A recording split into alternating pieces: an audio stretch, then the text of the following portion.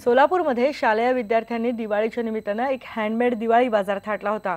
ग्रामीण भागातल्या विद्यार्थ्यांच्या सर्वांगीण विकासासाठी महात्मा गांधी ग्लोबल व्हिलेज स्कूलनं दिवाळी बाजारसारखा हा अनोखा उपक्रम राबवलाय। विद्यार्थ्यांना व्यवहार ज्ञान मिळावं या उद्देशानं सोलापुरातल्या बोरामणी गावात हा बाजार भरवण्यात आलाय।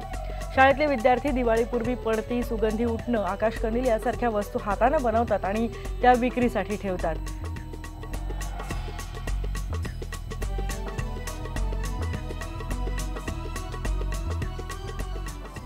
आम्ही जे वर्षभरात टाकाऊपासून टिकाऊ वस्तू बनवतो त्याला आम्ही बाजार म्हणून नाव दिलेलं आहे। त्या बाजाराचे नाव दिवाळी बाजार।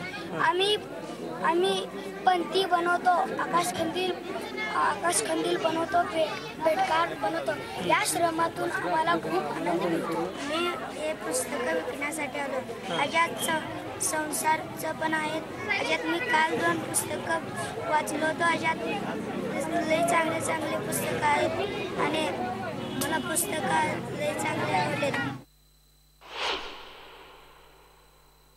गांधीजींची जी धारणा होती की नई तालीमच्या द्वारे शिक्षण द्यावं, म्हणजे कर्मातून ज्ञान, ज्ञानातून व्यवहार आणि व्यवहारातून जीवन शिक्षण हे मुलं शिकावे।